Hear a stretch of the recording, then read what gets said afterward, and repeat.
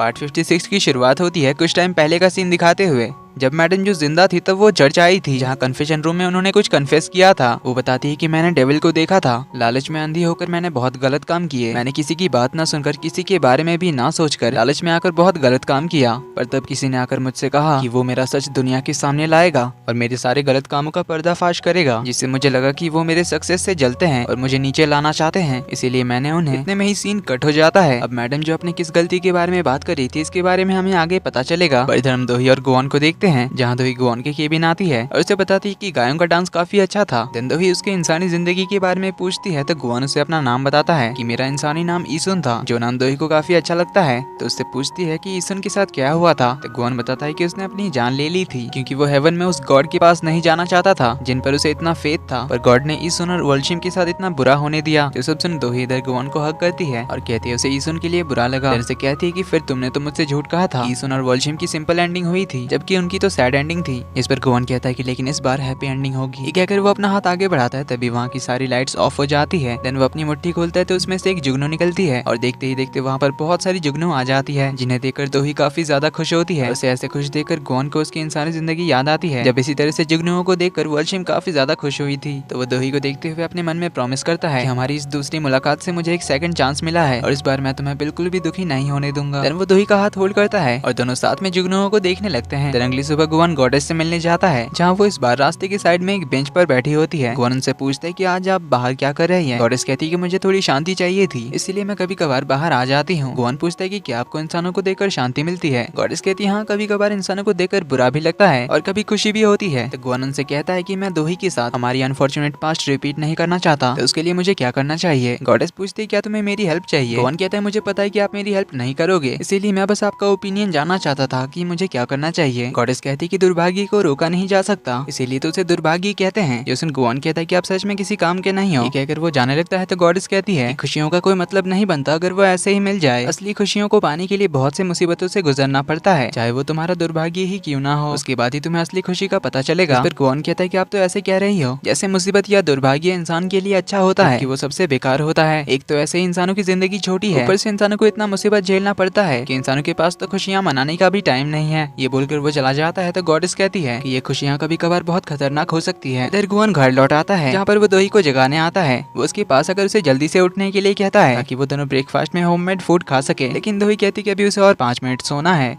पर homemade food सुनकर वो जल्दी से उठ जाती है और भागते हुए रूम से बाहर आती है, लेकिन डाइनिंग टेबल पर तो कुछ भी रखा हुआ नहीं था। तो वो गोवन से पूछती कि कहाँ गया होममेड फूड। गोवन से उसकी आंखें बंद करने को कहता है और उसके पलक झपकते ही सारा खाना टेबल पर आ जाता है, जिन्हें देख दोही तो बहुत ज्यादा खुश होती है। कहती है तुम्हें याद था कि मुझे होममेड फूड खाना है। गोवन कहता है मैं तुम्हारी बात कभी नहीं भूल सकता। जैसन दोही तो बहुत खुश होकर गोवन के गले लग जाती है। गोवन उसे खाना खाने से पहले थोड़ा पानी पीने के लिए कहता है, जिससे दोही को याद आता है कि उसने तो अभी तक ब्रश नहीं किया, इसीलिए वो गोवन से कहती कि मेरे लिए वेट करना, अकेले मत खा जाना, मैं अभी ब्रश करके आती हूँ। ये कहकर वो चली जाती है, जिसके बाद दोनों फुल रेडी होकर ऑफिस के लिए निकलते हैं, जहाँ पर दोही गोवन का हाथ होल्ड करते हुए कहती है कि टाइम कितना जल्दी पार हो गया, दिसंबर आ गया, हमारी ब्लाइंड डेट से लेकर शादी, अब हम दोनों साथ में हैप्पीली हैं। तभी दोही को याद आता है कि कुछ दिन में क्रिसमस आने वाला है और ये उनकी साथ में पहली क्रिसमस होने वाली थी, इसीलिए दोही तो काफी खुश होती है। पर फिर उससे याद आता है कि गोवन को तो क्रिसमस पसंद नहीं। जोसन गोवन कहता है कि किसने कहा जो तुम्हें पसंद है वो तो मुझे पसंद होगी ही ना। जोसन दोही काफी खुश होती है साथ में क्रिसमस सेलिब्रेट करने के लिए। Jason Goan Christmas song play करता है, जिसे दोनों काफी हैप्पीली सुनते हुए जा रहे थे, लेकिन आगे उन्हें ट्रैफिक में रुकना पड़ता है क्योंकि एक कार का एक्सीडेंट हुआ था और जो कार में था उसकी मौत हो गई थी। तो उसे एम्बुलेंस में ले जाया जा रहा था, लेकिन एम्बुलेंस में जाते हुए उस बॉडी को देखकर दोही को अपने मॉम डैड की एक्सीडेंट याद आ जाती है, जहाँ उसे इसी तरह लाश पहचानने के लिए हॉस्पिटल बुलाया गया था,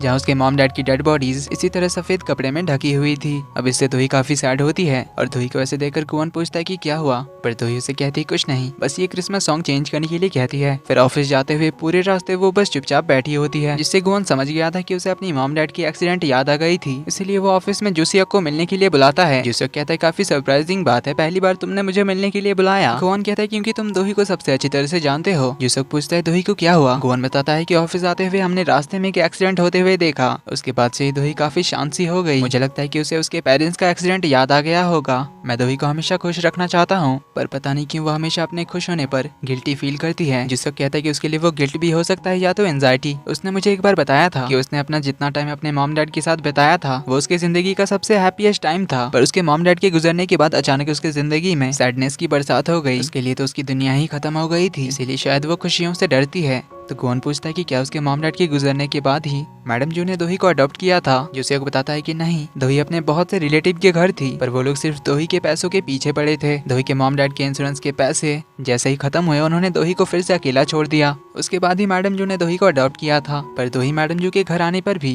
किसी से भी ज्यादा घुलती मिलती नहीं थी, बात भी नहीं करती थी, क्योंकि उसे लगता था कि ये लोग फिर से उसे पैसों के लिए छोड़ देंगे। पर मैडम जू ने उसे काफी प्यार से पाल पोस कर बड़ा किया, पर आखिर में दोही उन्हें भी खो बैठी और उन सब की मौत के लिए दोही अपने आप को ब्लेम करती है। इसीलिए वो खुश होने से डरती है, क्योंकि जब जब वो खुश हुई तब उसने अपने करीबियों को खोया है।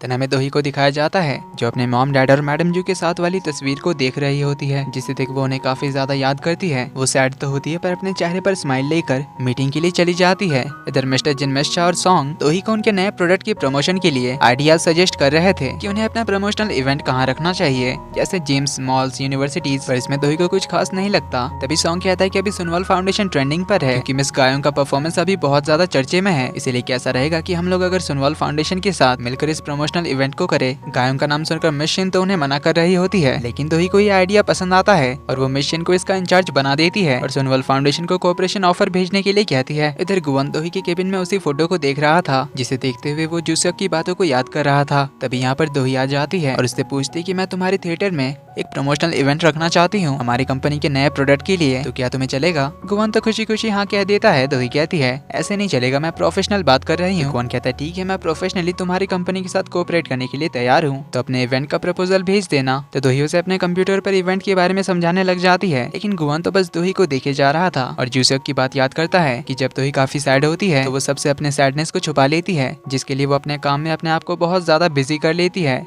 ताकि वो अपने अंदर की इस सैडनेस को मिटा सके। पर इस काम को लेकर वो अपने आप के साथ बहुत ज्यादा स्ट्रिक्ट हो जाती है, इसीलिए दोही का ख्याल रखना। तभी दोही उसे देखती है तो उसे कहती है मुझ पर नहीं, इस इवेंट पे ध्यान दो। तो दोनों साथ में अच्छे से प्लानिंग करने लग जाते हैं। इधर नोसुक अपनी कंपनी में बोर्ड मीटिंग बुलाकर अनाउंस कर देता है कि कंपनी के हर डिपार्टमेंट से 30% लोगों को जॉब से निकाल कर पार्ट टाइम वर्कर्स को उनकी जगह रखने के लिए कहता है, ताकि वो लोग डेडलाइन के अंदर काम करें कम पैसों में भी। कुछ लोग उसके इस फैसले का अपोज करते हैं, क्योंकि मैडम जू ने यहाँ पर सभी लोगों को परमानेंटली जॉब पर रखा था और इससे कंपनी पर बुरा असर भी पड़ सकता है। लेकिन नोसुक कहता है कि मेरी मॉम मर चुकी है और उनके साथ उनके बनाए हुए रूल्स भी, इसीलिए जो मैं कहता हूँ उसे फॉलो करो। जो इन सभी को मानना ही पड़ता है। वहीं इधर घर पर नोसुक की वाइफ मरने से पहले म्योंग की बातों को याद करते हुए कुछ तो मेडिसिन खा लेती है और अपने उसी हाथ को बहुत बुरी तरह से खरोचने लग जाती है। इधर दोही जो घर पर काफी रात तक काम करती है, जगने के लिए बार बार बहुत सारा कॉफी पीती है और ऐसा करते हुए उसे गुआन दूर से देखता है तो उसे दोही की फिक्र होती है, इसीलिए वो उसके लिए ब्लैंकेट ले आने जाता है। तभी वो देखता है कि दोही तो काम करते हुए सो गई थी, लेकिन उसकी आंखों से आंसू निकल रहे थे।